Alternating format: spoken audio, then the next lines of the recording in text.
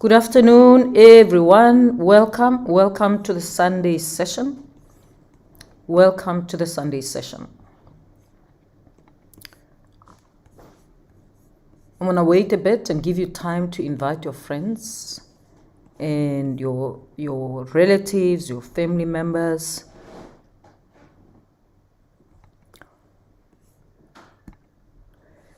It's a Sunday.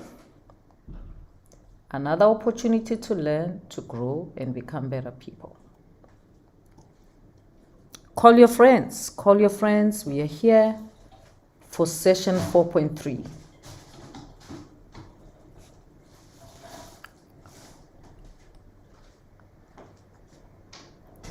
Hello, everybody.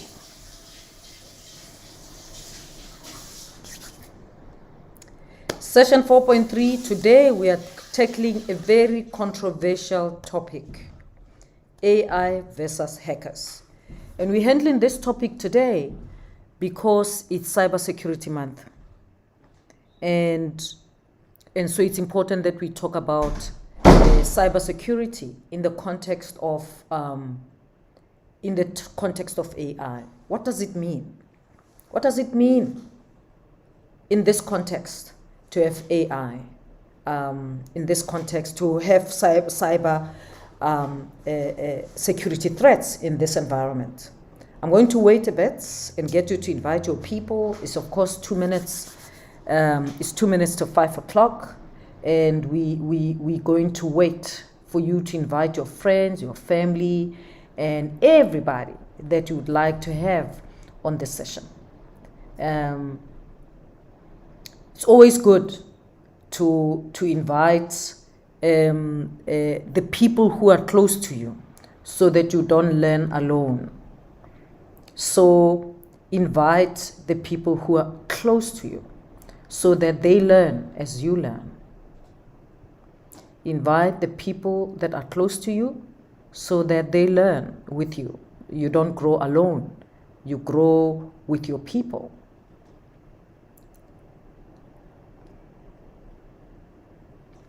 Invite the people that are close to you because we are discussing a very important topic today. AI versus hackers.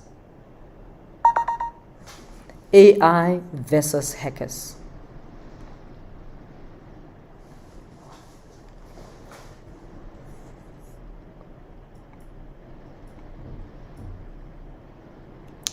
We're going to wait a little bit for the time.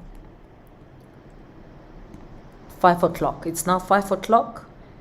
Good afternoon, everybody. Good afternoon. Good afternoon. Good afternoon. Good afternoon to everyone. Good afternoon. How have you been? Tell me where you're calling, where you're joining us from. People in Ghana, Nigeria, Botswana, Lesotho, Swaziland. Are you there?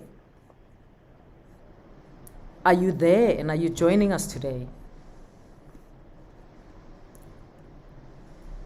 People from Botswana, Namibia. Namibians are always on time. I'm sure many of you are already here. Let me just see.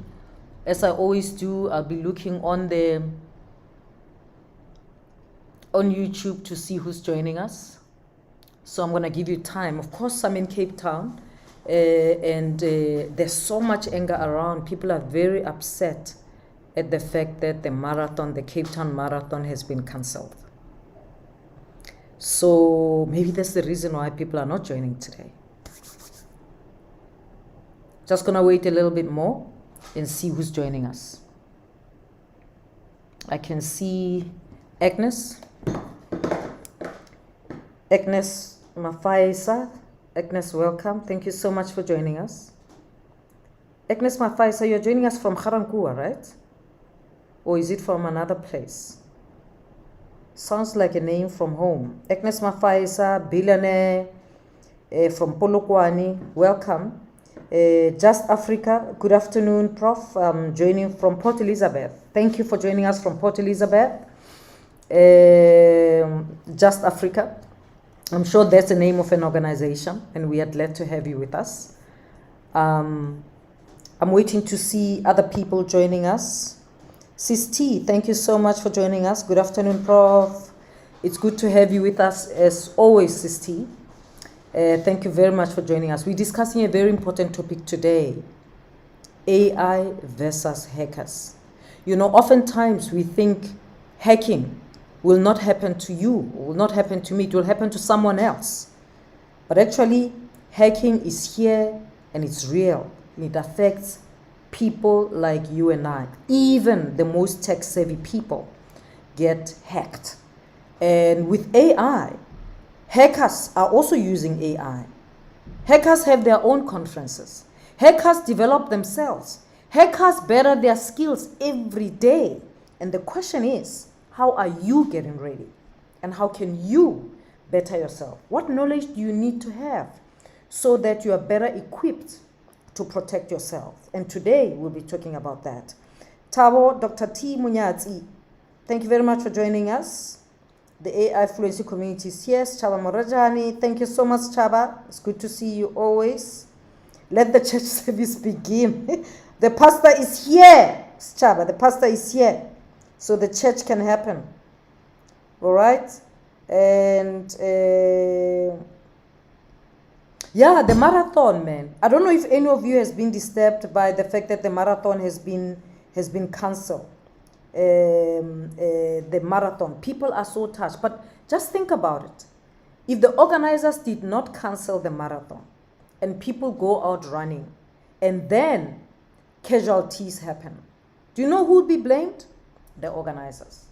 And we would all say they were so careless, they don't care, they just put people's lives in danger. So sometimes, you know, when you're in leadership, you make decisions that are for the good, but people don't see it that way. People think, it's just the wind. We could have gone. And then if you allow people to go and one of them gets swept by the wind right in front of the bus and gets hit by a bus, then the organizers will be in trouble. So I'm with the leadership of the organizers because I know how difficult it is. You've got to think safety first, okay? I know people have paid a lot of money to travel. I know people have paid a lot of money to register. I know people need to clock up kilometers for their next race, and as they prepare for their comrades next year, people have calculated their journey, and I know how inconvenient it is. But it's better to be safe than sorry. If you're in a leadership position, you make the decision. Could they have known on Thursday? No. It's not possible. All right? This wind is hectic. So they make decisions on behalf of all of us. And I support them. Sinelizwi, welcome. Welcome. Please, people, tell me where you're coming from. The Eastern Cape is in the room. Walter Sisulu in the house. Walter Sisulu University in the house. Walter Sisulu University is always here. And we really, really appreciate your participation. And Dimpiwe Kosa, welcome, Dimps. Dimpiwe, of course, is him of the Faculty of Best Advisory, and he's here with us, joining us today. There's Andile Madiwo from University of the Free State in Bloemfontein. Andile, it's been a long time, and it's good to have you with us today. It's been a long time. I haven't seen you in a long time. Lihle Zamajoka, is this Lihle from CUT? Yes, true. Cancelling the marathon is a good decision, but not in last minutes. It's what causes frustration, but it's better to be safe than sorry. You know, if the wind decided to come in last minute, this is the ocean, guys. The ocean doesn't give us a report, a weather report as to what's going to happen tomorrow or in the next minute. Anything can happen, okay? That's the beauty of living on the coast. And I would like to believe that they had no way of knowing. I mean, yesterday was hectic. The wind here was hectic. And I'm just thinking, even if they had made the decision yesterday or Friday night, people would have still been inconvenienced. So it is what it is, right? So I'm going to ask that we start focusing. Today, we're talking about AI versus hackers. It is Cybersecurity Month, and cybersecurity is very, very important. This is one of the courses I took last year, cybersecurity, just to educate myself, not to be a technical expert, But because I just felt that with the rising technology use and advancement, cyber security will become one of the most important topics to discuss or to deal with, right? And here we are with generative AI that's making our lives easier. It's also making the work of hackers easier. Of course, there are a variety of types of hackers, right? There are hackers for good, but there are hackers for bad. There are hackers of different types. But the issue is, none of us wants to be hacked. And the question is, how can you protect yourself? How do you protect your family? How do you protect your company? How do you protect your information? We all use AI, and we hear all the time about using AI responsibly, and that's good. But I want to get deeper into this, and I'm gonna invite Tsulu Setati. Tsulu is an expert, and Tsulu is going to be able. Well, it's going to take us on a journey. It's going to walk us through this journey of AI versus hackers. All right? Let me welcome Tsulu. Tsulu, switch on your camera. There we go. Hi. How are you? I can see you now. I'm good. How are you? I'm very, very well. Boy, I'm very well. I wanna put you on the. Let's see. Ooh, my eyes are playing games with me, ne? Let me do this so that I can see. I wanna put you. I wanna put your. There we go. Got it. I want to spotlight so that we are both on the same level on the screen. I got you now. Let's see. Let me do that. All right, so Tsulu is an AI expert. He works for a tech company, and he'll be talking to us today about AI versus hackers. But Tsulu is an economist. Tsulu is an economist by training. As to how an economist gets into AI, I would like Tsulu to start us with that. Can you explain to us how, as an economist, you find yourself in AI? I mean, does it mean if someone studies economics and they get a master's degree in economics, then they're automatically going to be an expert in AI? Please educate us. Short answer, no, that doesn't automatically mean that. But yes, I am an economist by training, also by work, but I did pivot into tech. And economics is very interesting, right? I like to say that, economics is a social science that is a proper science, like a deep science, right? Yeah. And it's very much similar to engineering, except now the things that we are solving for are really involve people, right? Because people make up households make up economies, etc., right? Yeah. So how we actually solve for those problems, a lot of the tools are mathematical, right, and statistical, and as time has gone on, we needed more powerful tools. So those tools then transitioned into things like computers and programming, statistical modeling, right? Mm-hmm. So as an economist, you do really get a good foundation in actually writing code. Uh-huh. So I took it upon myself to learn some Python, but a lot of economists use R, Stata, etc. Okay. And so when people ask you what's your title, what do you say? Do you say I'm an economist, or do you say I'm an AI expert? What do you say? Oh yes. No, I am and will always be an economist. I am an innovation economist. Okay. That is what I like to call myself. It's also a field in economics, right? So that's the thing about economics, is there's economics of everything. Okay. So I am an innovation economist and a senior solution engineer for cloud and AI. Okay, fantastic. I like the way you introduce yourself. You didn't market any institution. Last week I had Sabina, who was like, UJ. And then I had people on my comments here saying, Viva UJ. I didn't know what to say, because I was like, okay. But I know that you studied in more than one institution, and we're not going to go there. Yes. You've explained to us what you do. I want us to get to the question. I mean, to the questions Okay. and conversation of today. I mean, it's Cybersecurity Month. And, Yes. and I want us to understand what we're talking about. Because in cybersecurity, there's the word cyber and there's the word security. And then, of course, there's the word cybersecurity. Many people understand the word security, okay? Sort of have a sense. Everyone is worried about their own security. But I want you to explain these terms for us. Cyber, explain security to us, and then explain cybersecurity so that we get a sense of what are we talking about.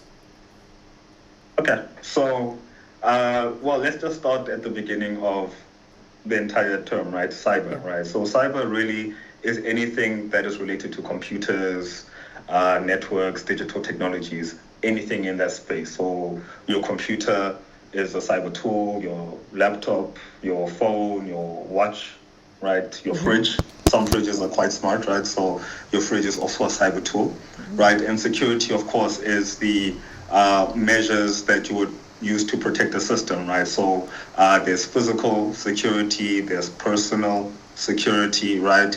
Emotional security, I'm sure there's intellectual security as well. But when we put the cyber and security together, right, it really is the practice of defending systems, networks, and data from cyber threats, right, using technology, processes, and people. Aha, okay. All right, and then I want us to bring the issue of AI in the conversation. All right, I mean, I want us to talk about now, because we're saying AI versus cybersecurity. I want us to get to AI. I mean, my understanding of AI is that imagine a brain, but it's an artificial brain. We feed it with information, we enable it to function, and it can do a variety of things. So imagine it's sort of you create a brain, an artificial brain that you feed with the large language models and whatever, and then it functions from there. So, but then it's faster because it's not a human being, it's a machine, and so then it can get faster. So it's artificial, it's intelligence that the human being can have, but in this case, because it's artificial, we can make it multiple human beings. I mean, and I'm giving a lay explanation of what artificial intelligence could be. I mean, what would you say? Am I on the right track, or am I faffing around? No, you're definitely on the right track, right? And I love hearing how people understand AI, right? Because it is so entrenched in our society today. But in a very, very simple way, right? AI is a computer, right? Mimicking human behavior, right? Intelligence, right? So whether that's through talking or drawing something, creating, responding to you, it's mimicking what a human can do. Now, often, because it's a computer, it doesn't foster, maybe it will have more knowledge available to its digital fingertips, right? But it essentially a computer doing what a human can do. Okay. So you are correct. Okay. Yes. Cool. By the way, people, someone here, I think it's Lihle, who is admiring your background. He says, have you been hiking? Are you giving us that background because you've enjoyed that mountain recently? What's up? But I mean, Lihle, Tsulu will tell us what's going on, maybe. But we are here right now. So now we have AI and we have a vague understanding of what AI and cybersecurity, what these terms mean. In my introduction, I talked about a threat actor. I mean, in the context of what we're talking about, cybersecurity, what kind of threats are possible today? And this is where it gets scary, right? There are so many different types of threats that we can really spend the whole day just listing all of them. I will get into just some of them, right? But all cyber threats are essentially attacks on or through the cyber medium, right? So you have something like phishing, which you'll be familiar of, right? Deceptive messages that will trick you to reveal like information about yourself or someone else or your organization, right? That's phishing, right? Spelled with a PH, but similar to regular phishing, right? Malware, that's software that's really developed to damage or exploit systems, right? It's malicious software, right? Just for the purpose to destruct, right? There's ransomware, which is also quite scary, right? And it's just like holding a person ransom, right? So it's malware, right? The malicious software that would encrypt your data or lock out a system, and then the threat actor, which I'll define now, right, which is the bad guy, will demand something from you, money or information to give you back control, right? So a threat actor is just that. It's a bad guy. It's the criminal. Yeah, right, I mean, that's doing interesting. this, You're right? talking about the threat actor, because someone on my Twitter wrote today that they are all for there are good hackers, and they are all for good hackers. But of course, there's Yes. the threat actors who want a ransom, and we know there's been many cases of that. The city of Johannesburg has had a situation like that, City Power, and so on and so forth. Yeah, but I got into your mouth. Do you want to continue?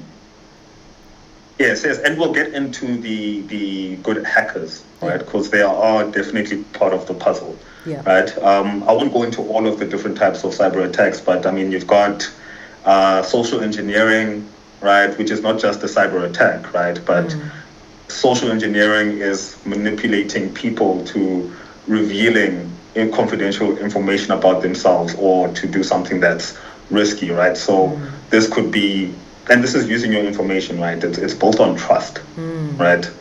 That's what social engineering is all about. So now in the cyberspace, it's doing that through the digital medium. Yeah. But you can really be socially engineered on your way to buy bread at the shops, right? We've got a lot. I mean, there's zero-day exploits. When you create, when software providers create a new software and they open it, right, to people to download or purchase, and then people attack it, right, using vulnerabilities that the software provider or the developer hasn't yet created a fix to, right? So it's like a hole before you've patched it. You're building a wall at your house, you haven't finished the wall, the criminal runs through the gap, right? You haven't finished the wall yet, or maybe you didn't see that, this is a vulnerability. And that's very important, right? I want to use this to segue into now ethical hacking, right? So ethical hacking often is like that activity of finding these vulnerabilities before the nefarious or malicious hackers find them, then notifying you as the developer or the organization who has the software as, okay, this is the gap, now you can try to fix it. Okay, so You understand? and the ethical hackers are people, they just do this at random, or you hire them? And very good question, right? So it could be either or, right? We've got a term in the cyber space called red teaming, right? And these are ethical hackers that would be employed in an organization, and their entire job is to hack to find these vulnerabilities. So Right. that So they they can are warn the preventing- company. Basically, they can warn the company that there's a weakness here, there's a weakness there. Yes, and the employees of that company, Okay. or their subcontractors, however it is, but their interests are with the company that they are red teaming for, that they are trying to. So, right, say you install this, a security system in your home, and then you have an uncle who's, really knows his way around breaking into a house, and you say, hey, Bona Malume, can you try to break into my house? Because I'm not sure where the gaps. Then your Malume says, okay, no, it's fine. And then they try to break in, and they break in and they say, look, here, this is where the holes are, right? You should look at this area, you should look at that area. They broke in not to cause you harm, but to show you where the vulnerabilities are, because you don't have that perspective, right? Yeah. You don't have that mindset. So you'd have red teams, right? You have blue teams who are the defenders, right? They monitor and respond to attacks, right? And then you have purple teams where you have your red and your purple together, right? And they right? The red team says, here's the holes, right? The blue teams are the ones who are trying to monitor and respond to the attacks. So the collaboration is now that continuous improvement, right? Okay. Now, Yes. let's get back to AI. I mean, yesterday or day before yesterday, someone just manipulated my image and created a video and got me to speak. It was on Twitter, right? And it looked innocent because they didn't make me say something that's incriminating, that's illegal, that's immoral, or anything like that. I mean, it's not something that I said. And I looked at this video and I thought, well, I mean, it doesn't look like me. The mouth part, it doesn't look like me because they took the picture that existed. And I thought, but what could go wrong with this? I mean, if they can make me do this, anyone who doesn't know me very well would think that it's me. So it made me feel scared. And then I thought, of course, they are using AI to make me do that. We've seen it with Macron. We've seen it with other people. And that's AI versus hackers. Yes. What do we do? What can I do as an ordinary user of AI? Can I protect myself? What can go wrong in this space? Okay, so let's take a step back, right? So AI is a tool, right? And it's an amazing tool. It's a very powerful tool. It's a tool that's evolving, right? So these threat actors can use tools just like you can use a tool. So yeah, unfortunately, AI does get used as a tool to expedite cyber attacks, to make a cyber attacker, threat actor more capable to use less resources to actually cause this harm. Now, what you described is really cool, right? I mean, that's a bit of a deep fake. You've seen some of the videos going around now. There was a new AI version of an AI tool that creates videos and well, yeah, videos from prompts, right? Released recently, and a lot of these videos have been floating around. Some of them funny, but some of them can be nefarious, right? So yeah, these deep fakes have been used. They're getting better and better, right? Some of them are hard to actually identify as to whether it's fake, but that's the first step, is to actually understand what these tools are and what the extent of the tool is, so you can identify some of the let me say irregularities in what you're seeing. Right? A trained eye can identify a deepfake video a bit better than someone who's never seen one before. They just think, oh, this is what it is. Right? You know yourself, you know, okay, the mouse wasn't moving in the way that your mouse would move, but maybe someone who hasn't seen you before, I mean, I haven't seen the video. Yeah. Right, but they won't know, right? So knowledge is number one, right? But these deepfakes have been, these deepfake attacks have been happening a lot, right? I mean, like you said, Macron, right? CEOs have been hit, right? In 2024, last year, a UK firm was hit with a deep fake video scam where they convinced a finance staffer, right? They used the CFO's visage and voice, and they told the finance staffer, right, this person would have access to all the finance details and the credentials to transfer money, and they transferred like $25 million overseas, right? And they use the CFO's face and voice. Now, of course, if it's the CFO calling you saying, hey, do this, I mean, who are you, right? You're going to do it. You know, you don't want to really question the CFO too much, but that's how these things are being used as part of that social engineering. So that's how AI now is being layered on top of this social engineering. Can I take the video? Even I mean, locally. I didn't think about this the other day. I didn't think about this the other day, but I'm thinking, can I take that video, give it to Copilot and say, Copilot, was this created by AI? I mean, that's interesting, right? So they are, and you're talking about now detection, right? Yeah. And that's one of the ways that you can defend, and that's the way that a lot of companies are now using AI to defend, right? It's through detection, right? You don't know, you first have to know what there is a threat, where the threat is, the nature of the threat, to defend against the threat, or to remediate against it, or mitigate damage against it, right? So what you're talking about now is part of detection, right? Can we detect some of these videos? Can you throw a video into Copilot and tell it and ask it if it's if this is generated by AI? That seems like it should be a feature that the engineering team should be working on, actually, right? So that you can right-click, not even download it, right? Right-click and say, is this I actually suspect fake? that it might be able to tell me. I must try. Yeah, I mean, we should try that. I Yeah. mean, I'm very curious myself, Yes. right? You know, I've generated videos using AI, etc. I haven't necessarily tried to do the reverse, right? Yeah. Take the video into a different AI tool and ask it if this is generated now by AI. With text, you know, some text, some AI tools, you know, you can do that. But I think it's notoriously difficult to detect, for AI tools to be able to detect what has been created with the AI.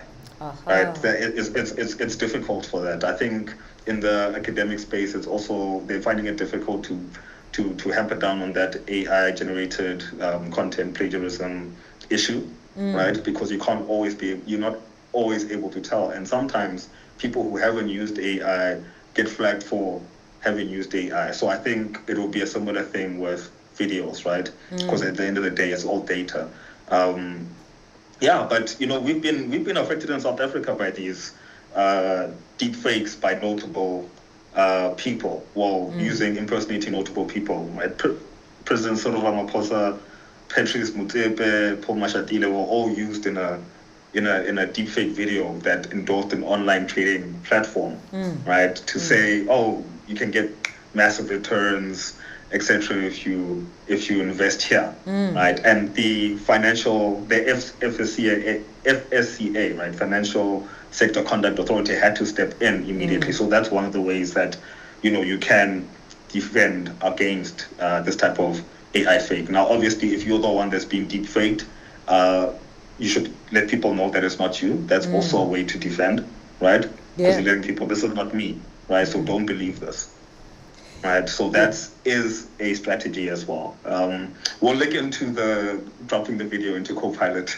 Yeah, we in should. The future. We should. Yes. Actually, I'm gonna try to do it tonight. Yes. But let's get to the people who are online today listening to us. I'm sure many of them came and thought, how do I protect myself? And I saw that Teresa is asked a question to say, I want to read it because I thought it was interesting how she put it. But it's really a question about how do I protect myself? And he says there's all these messages that you get, bots and so on. But how do individuals protect themselves? I mean, we've been told not to click to links that come on our cell phones and so on, but how do we protect ourselves in the context of AI? Is there a way in which I can protect myself? Okay, so I'll break this down into two maybe legs, right? From an individual level, and then at the enterprise, at your work, what should be done there, or what can be done there, right? So let's just start at the enterprise level, right? You know, a lot of tools today, right? Cybersecurity products have AI-powered detection, right? Because now the speed at the attacks are happening, right, in like very high, right? But now you can detect whether is this normal behavior or is this an anomaly, right? Is, you know, and just allow the detection to be quite wide, right? Wider than a single team could cover on their own, right? So now you have like an AI cybersecurity co-worker that's working with you to help now scan, right? So this is scanning, right? So it's a detection, right? You have now automated responses, right? So let's say now there's a cyber attack, the AI has detected the cyber attack. It doesn't just now inform you, right? It can act in a way that you've said it should act, right? It can start to mitigate, close off some networks, you know, to prevent malware spreading. You know, isolate affected computers, disable certain accounts, reset certain passwords, right? And I'm sure you've probably experienced this. Maybe your email, you get notified that your email is being, someone's trying to log into your email in, China, right? Yeah. And you're not in China, but they were prevented from logging in, It's But one of but those sometimes things. sometimes I feel like some of these emails are also fake. Like I sometimes get emails that says someone tried to log into your ex account. So click here to Yeah. change the password. And then I look at the email address. It's a Gmail address. I'm like, what? I just ignore them. But they scare you, okay? They scare you that someone tried to hack. So we are coming to help you. And then people fall for that, See, social engineering, right? So it's two attacks in one. It's phishing, Yeah? and then it's social engineering as well, right? So it's creating that urgency. Yes. You feel like I need to protect my Yes. account. Yes. This is scary. It's never happened before. I mean, I remember the first time it happened to me. It was scary, and then click this link to fix it. Yeah. Right. So you did the right thing, right? Often the best thing to do is not. I mean, for sure, don't click the link. Right. Definitely don't just click the link. Don't click. You hover over the link. You interrogate the link. Hover over the link. Sometimes people can mask links, right? So it looks like what it's not. Sometimes people are very smart in how they create a link. It will be a 1 instead of an I, or in a 0 instead of an O, and you're not really looking deeply at the link or where the email is coming from, right? So interrogate that. Then if you are working, this is in your workplace, ask a colleague if they've received a similar email, right? If this is coming from your grandmother, phone your cousin, phone up, like, did you send me this thing? Yes. And then if it's also coming in at odd times, that's the other thing, right? If it's 2 a.m. and that, someone is asking you to do something like this and it's coming from someone you trust and there's urgency, don't just act immediately, verify. So those are some of the things that you can do at an enterprise level, also at an individual level, right? But for you as a person, I mean, awareness is very important, right? Yes. Understand what the terms are. You can start there, right? Because knowing what phishing is already makes you more prepared to defend against a phishing attack than another person, right? Knowing how AI can be used in phishing attacks, right? I mean, this is a scary thing. AI, right, can send you, like someone can use generative AI to send you an email in a way that you trust the way that it's being communicated to you because you've been a little bit irresponsible in sharing what project you're working on at work and what's happening. So someone takes that information online, like from the social media or from conversations, right? They send you an email about their project using generative AI, asking you about that project. You trust it because you're working on that project, Yes. and then you get hacked in that way socially, right? Or you click a link or etc. Right? So it's just the awareness and knowing where the vulnerabilities are. And in a right? way, it's not And- fair because people share their projects on LinkedIn because they want to connect with other people. And so are we saying now young people should refrain from sharing the project that they're doing because they can be used? Or do you know what I mean? Yes, yeah. No. So don't refrain from that. It's how you're doing it. Okay. Right? As a general rule, don't put client names, right? I mean, that's already a problem. You have a different issue aside from being hacked if you're sharing sensitive information about a project online. Definitely don't do that, right? So don't share client names. Try to keep everything as anonymized as possible, right? So something I like to do is I will say, worked on this client, and I say client, right? I don't say the client themselves on a project, and I say what the project was about, but not too deep, right? Then you talk about the impact, right? But then it's also backwards looking, right? I've already completed this project, not what I'm working on right now. Yeah. So maybe that sort of best practices should be taken. That's interesting, but I just want to say my line always with these things is that it starts with your own education, and I wonder what your view is, because it doesn't matter how many tools we give you to defend yourself. If you do not educate yourself, then you won't even understand the tools that you are being given to use. And educating yourself, in my view, starts. I'm an advocate of AI fluency. People have to be AI fluent, because Yes. if you are not fluent, you don't know what you don't know. So you don't even know what could be a threat. So you are ignorant about something that that could be in here next to you, and you have no idea. So whilst we're here, let me remind people that the Microsoft Elevate has made available a free AI course where you can get 3 what do they call them, badges, 3 badges. Take the course. I will put the link again on the first comment after this recorded video. When it's saved, I'll put in the first comment, it will be mine, and it will be the link that you click on to take the course. Just take the course, complete it, write the assessments, get the badges, at least be in the know. I know that it's your democratic right to remain ignorant, but we are here to make sure it is. People can choose to be ignorant. Like, I don't want to know. Yeah. It's your right. But I'm here to advise you not to exercise that right.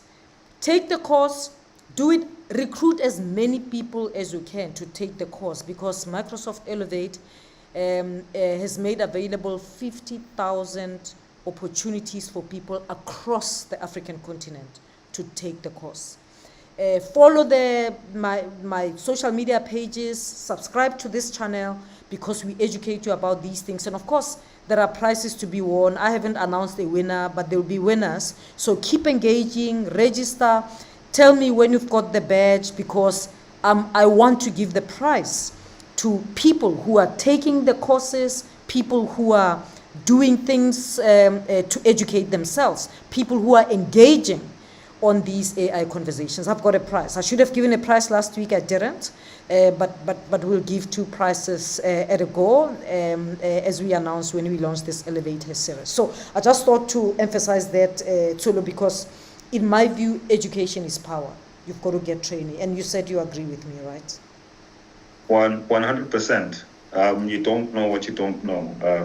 Knowledge is power. Knowledge is the best defense. Knowing what you can do with AI, what it's capable of doing, how it does it, and what it can't do, or what it could do in the future, is a very big, important step in actually protecting yourself against the AI-powered cyber attack or AI-enabled cyber attack, right? If you didn't even know that deepfakes were possible and you got a deepfake call, you would believe it immediately. You wouldn't even question it, right? Any sort of doubt that you would have would have been thrown out the window, because you're seeing the person in front of you, you're hearing their voice. So knowledge is key. So knowing about AI, also educate yourself on cyber. What the different cyber attacks are in the past. I mean, all the cyber attacks in the past are still relevant today, except they just have AI laid on top. So just means that it can be more widespread. Yes. And someone is asking about, okay, Lihle, I saw your concern about you not being able to register for the course, the Microsoft Elevate AI course, because of WUSU. I will attend to that when we are offline sometime during the week. And Sinelizu is also asking, how do we register for cybersecurity? I register for the cybersecurity through the German University for Digital Science, and of course I'm telling it, I'm on the advisory board, and it's a good course. I did it. It's not free, but it's worth it. But of course, you can also ask Copilot to teach you about cybersecurity, just as a start, just to get a sense of what it is, right? Tsulu, talk to us then about you talked about continuous testing, right? Yes. Okay. I want us to talk about policy, AI use policy. Does every company need to have an AI use policy? Yes, and that's so important. Right? Organizations today, I mean, it's something like, I mean, the statistic, I might butcher it, but I mean, somewhere in the 90s, right, of organizations are using AI in some shape or form. Now, it's not all of those organizations that know all of the employees are using AI, right? And you got to think about that. So AI policy will really govern the usage of AI within the organization, and then what tools they can use and what is permissible, what is not. Right. So that is really important, right? It's crucial because AI is going to happen in your organization, whether you like or not, whether you are pushing it or not, whether you enabled it or not. Yeah. Whether you give people permission or not, they are going to use it. Exactly. They're going to use it. And actually, if you don't give them permission, they are not even going to tell you they are using it. And that's a problem, right? It's called shadow AI. Yeah. Right. So someone goes to work, they have another chat AI tool on their phone. They're using it on their phone. They're taking company information, taking it out of the out of a controlled environment, which is your work laptop. They're putting it in an uncontrolled place. That's just now used for whatever it is going to be used for. You don't know, but that is sensitive company information. They take that, they post it back to ONSA and how they want to. You as an organization, you want sanctioned AI tools, you want to vet them, you want to actually give them to your employees because they all use them. And if they don't, that's a bigger business strategy risk that you may be running into, right? All your competitors are now using these tools and you're not. How competitive are you going to stay? How competitive are you going to be? Exactly. So if you are out there, you are in a company, in a department, in a university, in a school, you need AI use policy. And of course, my company, we help organizations develop their AI use policies. So you can talk to us after the show, but that's what we do. It's very important. It also helps, Tulu, I guess, in terms of being clear about, it's not just AI policy that helps, but it's giving permissions to different kinds of people at different kinds of levels, right? Yes. And the tools, right? So depending on your role in the organization and what you do, your rank, you would have restrictions on what data you can access, right? And of course, the organization, what tool you can use. So a lot of the tools now are embedded within all of your, let's say, programs that you're using in your email, your wherever you doing your data analysis. All of that is connected, right? And then the AI is able to keep context across what you created. So in maybe your word process or what you're writing can draw reference from whatever email. If you're asking it will know. You don't have to copy and paste the context of your email, etc. Right? But the data that you'd be able to access would be governed according to what permissions you've been given or allowed, right, by the admin, right? So, example, the CEO would be able to access more systems and more data than the trainee or an intern, and that's how it should be, right? Because there are some things that they shouldn't be allowed. So that's how policies would work, right? Policies and what you can access and what you use, how you use it, etc. But there's also policy at the government level, at the national level, right? A lot of countries have developed and are continuing to refine the AI policies. And these cover like ethics, what the AI can do, what AI shouldn't do, what sort of AI products should you be creating, what it shouldn't be, what is risky, etc., right? According to what that country is really open or okay with doing. So I think we have our own, in South Africa, we have our own national AI policy that we've drafted, and it's being refined. So I think maybe there's also a good exercise to read what the stance of South Africa is on AI usage and development, right? We have there's the AI Act, right? European AI Act, US has its own one, China, India, they all have their own ones. So that's policies at multiple levels. You can also have a policy within your own family. What we are allowed to use AI for within your own family, right? How you can use it, it's very important to have that. Yeah, but the difficulty, of course, is policing that. Because Yeah. once you have policy, you want to make sure, you want to hold people accountable, so whether they observe that policy or not.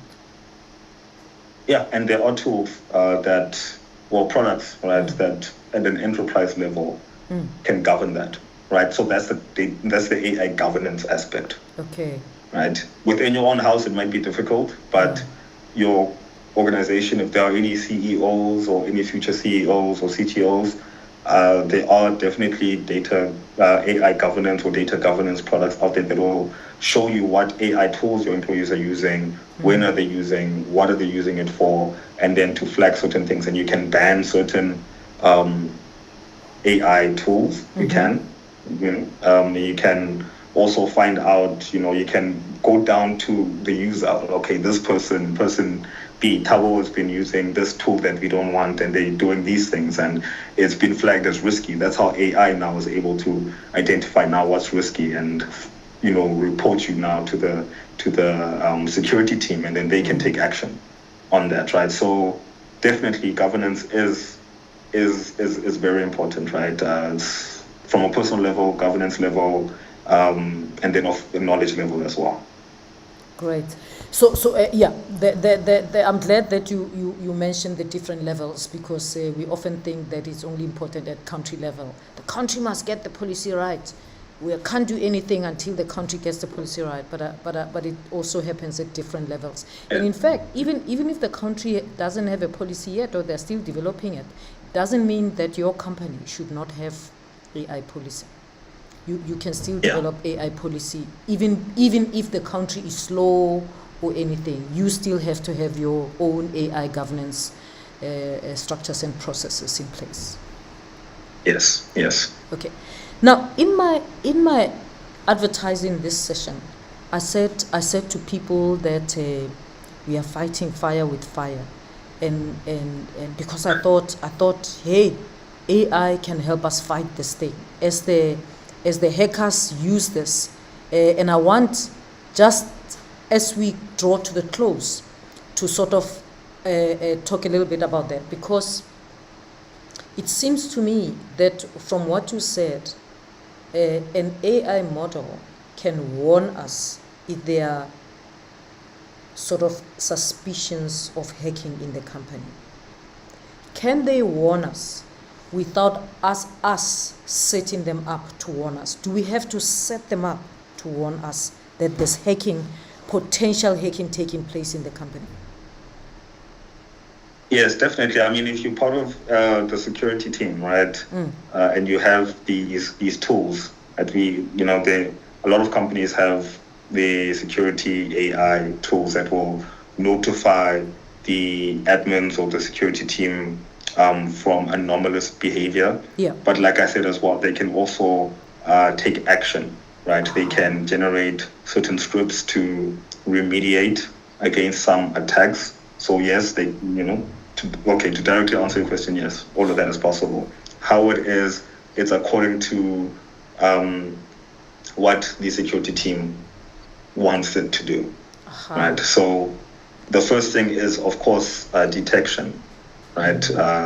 AI will help you detect cyber anomalies, attacks, etc. They can act based on them, or they can just notify you. Remember, I said certain accounts can be disabled, or password can be changed without someone asking someone to change their password, right?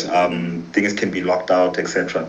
I mean, that's the long and short of it. Now, from a personal perspective, like as an individual, not at your workplace, the tools that you have available at your disposal are much less, right? AI tools. But you do have antiviruses and such that you can install on your device, right? That some may have limited AI functionality, right? For the detection aspect. They'll be able to tell you that, this login has happened at this place. And I mean, does that need to be AI? It doesn't necessarily need to be AI, but all of that is available to you. But the best defense that you have is, keeping your software on your phone updated, right? Or on your laptop, always have the latest update. Always verify where the information is coming from. Do the scans on your phone or your laptop, right? And then don't download sketchy software.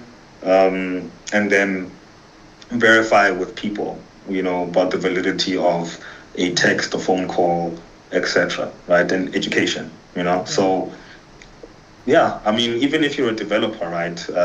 If you're building code, I know you had Sylvester on earlier, Yeah. right? Who was building using GitHub Copilot, etc.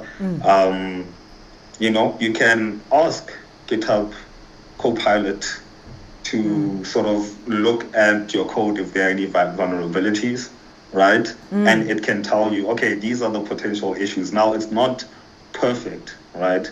And that's the thing about AI. Don't blindly trust AI. You need to know a little bit what you're doing Yes. so that, you can identify, what it's telling you. But yeah, AI, I've built a few things and I asked it, okay, can you check, if I've introduced a vulnerability in this thing? Or sometimes I'm not sure. I'm like, have I actually done something incorrect here that's introducing a vulnerability? And then I will ask it and it will let me know. And it will also provide some mitigation steps or add the lines of code that do this, right? And then I'll think about it, right, and implement that. But there's also dedicated code scanning tools like Dependabot, code scanner itself in GitHub as well, right? That will scan your code for vulnerabilities and then notify you. Just like I don't want to talk product, but just like a security copilot or anything like that would be able to identify certain things and then let you know about whatever fixes that you can implement, and then you can action them in the way that you want to. Okay, and you are saying that would not be possible without AI models, like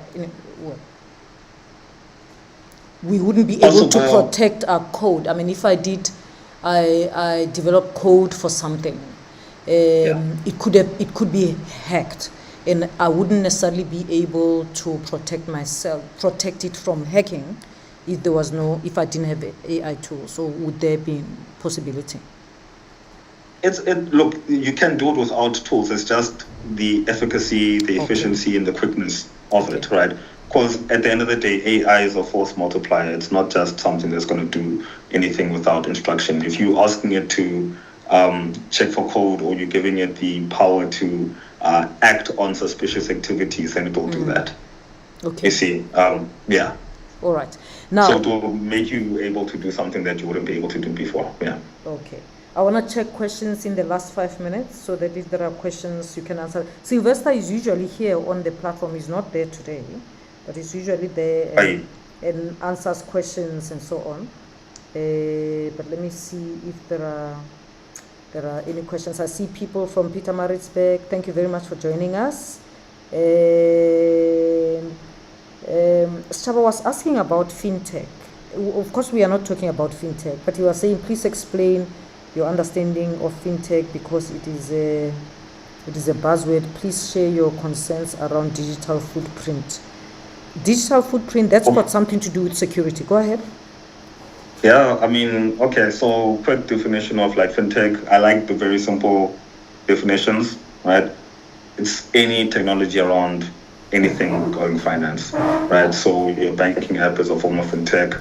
If you've coded a budgeting app, that's fintech as well, right? So it can be something very simple, or it can be something very advanced, like an algorithm that you've built that can action trading for you, right? And that's something that asset management companies do. It's called algorithmic trading, right? So that would be a form of fintech as well. Digital footprint, that is your entire presence digitally online, your social media, all forms of it, email, anything about you that's available online. That's your digital footprint. The bigger your digital footprint, unfortunately, the higher the risk. bigger your risk. The higher the risk of social engineering, cyber attack, because all your information is there, right? You have all your images available online. If you have videos, people can generate your voice, can generate videos of you that you haven't done. They can change certain appearances. They can make you yeah, a lot of things have been done with people's images, right? So the larger the digital footprint, the more capable an attacker can actually be using AI to attack you or other people using your guys. But in a way, the higher your position, the more at risk you are, because if Yeah. you're a vice chancellor, you record videos addressing the institution, you speak at different events, everything is recorded, everything goes online to reach everybody, and so on. If you're a CEO, it's the same, and I guess that's why it's the people at the higher level who, I mean, they can easily do that with Ramaphosa, because how many videos of Ramaphosa are there? You know, so Yes. so and in a way you can't say no, CEO, you shouldn't never ever put anything on video, because this is the nature of the work today, that the CEO needs to address the whole company that's got branches all over the world. So somehow I feel like the tech companies need to get the act together even better to help us protect ourselves, because you know, it's like certain things are unavoidable at certain levels, you know. So, I mean, tech companies are doing that, right? The biggest thing is education, and a lot of companies have free, like you were now talking about Microsoft Elevate, they have these free trainings for you to Yeah. educate yourself around these things. To tell you the truth, that's the best way that you can defend yourself, right? Okay. The weakest chain in the link is the human factor. You can have the best defense on the planet, right? But the moment you get fooled and you put in the password and the and the username and you give it to someone, it doesn't matter. Yeah. It doesn't matter, right? Yeah. So education is important. Yeah. That is the biggest thing. So yeah, I mean, cybersecurity is like, you know, insurance, Yeah. right? You hope you never need all these defenses, you know, Yeah. but in the world of intelligent threats, you'll be glad once you've invested in it. So invest in the education, talk to people, let people know about scams, you know, keep your devices up to date, right? And take it seriously within your organization. And if you see your organization doesn't have some of these products, or you don't know how to defend up against something, you know, you need to raise it with your CTO, your manager, your director, the chief information security officer. Like, what do I do when I'm in this situation? You know, sometimes the best person to educate others is someone who doesn't know and is asking the right questions within the organization. So ask the questions. Really, what do I do if I get an email from my CEO and I don't know who it is? If it's them, what do I do? Yeah. And I think the question that Lindo Kutle is asking is probably one that maybe you can answer, or you must ask to the company. He says, I was convinced my Mac-free app protected me from malware, viruses, spams, phishing, and the lot. Should I review my protection? That's a question. Yeah, that's a. Yeah. Is this your personal computer or your work computer? Good question. Good question. So Lindo Kutle, if it's a work computer, you need to ask your company, right? I would say if it's your work computer, always use the recommended software that the organization is saying you should use. Do not use another. Don't do that. Don't bring your own thing on the work computer. No. Yeah. Use what's recommended by the company. Yes. Okay. Straba is saying, please share how one may defend themselves against spam bots. The battle between telecommunications data collection and ethical business conduct. Yeah, see, that's the difficulty, right? I mean, we all get spam. You know, one of the very easy ways is to put a filter in. Yeah. Right. Flag spam. You know, don't click the link in the spam. I mean, that's a data issue as well, because, you know, how did they get your details? Yeah. Right? Did you share your details with them? Yeah, that's a difficult. You know, that's a difficult situation. The spammers these hackers have become so smart. I mean, they sent an SMS that says your FNB account will be closed in 24 hours if you don't give FICA information. Click here to get. I mean, and you just have to get one from a bank that you don't bank with, then you know already. So my view is that if you get something like that, you mustn't click. Call your bank. call your bank rather, because they are threatening. They're saying they're going to close it tonight in 24 hours. So they've become much smarter. Then you've got some from Time Bank who say, hey, you with this and that and that, and they want your information. So it's like they've become so much smarter, that we've got to be wiser, as you say. Yes. Never share OTP. Don't share your PIN, right? Those are some of the basics that, the basics really do count, right? An interesting thing is, you can have an incident response plan, right? Your organization should have one, but you can have one personally. Like, okay, if my banking app has been compromised or something has happened where money is taken out, do I have a plan step by step? And you can just execute on it, right? To protect yourself against people impersonating people that you know. You can have like a safe word or a key phrase between you two, right? That if you're not sure, like, okay, can you verify yourself, which is part of verification. If they don't know the phrase, it's not who they say they are, right? Don't post the phrase online, don't advertise the phrase, because then it doesn't, then it's not a secret, right? Have multi-factor authentication wherever you can, right? Not just your password. Have a complex password. If you have a password, a pass pattern on your phone, make sure it's a complex pattern, right? Not just a line in one direction.